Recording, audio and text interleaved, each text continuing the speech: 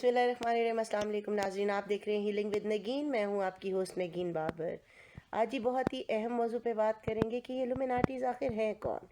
क्या ये कोई शैतानी तंजीम है? क्या ये दज्जाल की फ़ौज तैयार हो रही है?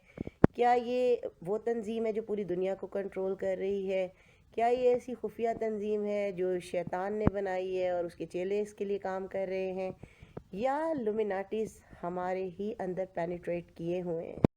ये जाते हैं कि सोशल मीडिया से रिलेटेड जो लोग हैं, जिनमें इंडिया के दिलजीत है आजकल बड़े पॉपुलर, उन्हें कहा जाता है कि उन्होंने इल्यूमिनाटीज को जाके ज्वाइन किया था। यो हनी सिंह के बारे में ये बात की जाती है। पुराने सिंगर्स में अगर चले जाएं तो माइकल जैक्सन के बारे में कहा जाता है कि उसने इल्यूमिनाटीज को ज्वाइन किया था, और उसे ज्वाइन करने के बाद जब वो इनके तमाम राज जान गया और उसने बताने की कोशिश की तो उसको मार दिया गया। पंजाबी के बहुत मशहूर सिंगर हैं। ये बात जी सिद्धू मूसेवाला के साथ भी अटैच की जा रही है। देखिए, अल्लाह ताला का जो नंबर है वो 666 है और शैतान का जो नंबर है वो 666 है। यानी कि शैतान जो है, क्योंकि उसके पास भी जो इल्म है, जो नॉलेज है, वो उतना ही है जितना अल्लाह ने उसको दिया। इससे आगे वो नहीं जा सकता। शैतान को उसका काम है भटकाना। वो हमें किसी भी चीज से भटका सकता है, किसी भी तरीके से भटका सकता है, क्योंकि वो वादा ही ये करके आया हुआ है कि मैं इंसान को भटकाऊंगा। को इस चीज से बचना है। वो कोई हमारे इर्द गिर्द दोस्तों में हो सकता है, ऐसा शख्स जो हमें मजहब से दूर करे, या आपके इसमें मैं छोटी सी चीजें बताऊंगी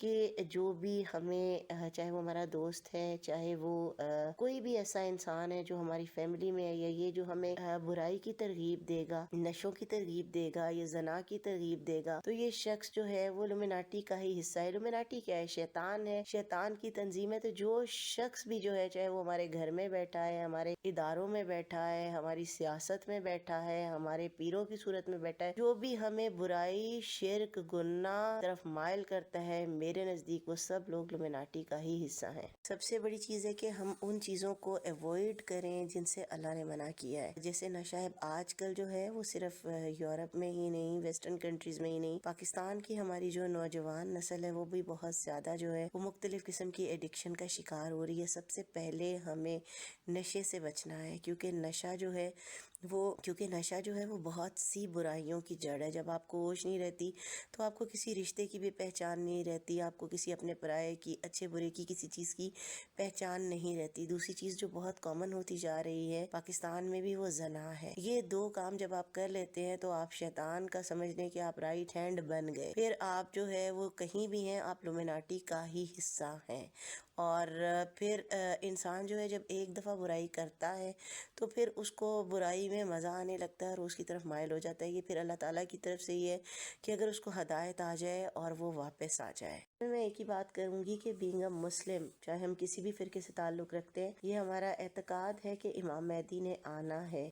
हमारे जो मोमिन भाई हैं वो ये कहते हैं कि इमाम मेहदी मौजूद हैं, वो इस वक्त सिर्फ गायब में हैं। और जो हमारे अहले सुन्नत के माशाल्लाह लोग हैं वो ये कहते हैं कि इमाम मेहदी आएंगे। यानी इमाम मेहदी का आना जो है वो हम सब मानते हैं। और दज्जाल जो है उसने आना है, जंग होनी है, एक फौज बननी है। उसकी कोई फौज होगी तो जंग होगी ना। तो ये इस तरह की इल्यूमिनाटी और इसके अलावा कुछ तंजीमें हैं जो काम कर रही हैं। इस पे हमें चाहिए कि हम मजहब से अपने आप को करीब कर लें, बुराई से जिस हद तक हो सके। आखिर हम सब इंसान हैं, हम सबसे गुनाह होते हैं। जिस हद तक हो सके उस हद तक हम अपने आप को गुनाहों से बचाएं। अपने बच्चों की जो है वो ट्रेनिंग्स को पॉजिटिव करें। Thank you so much.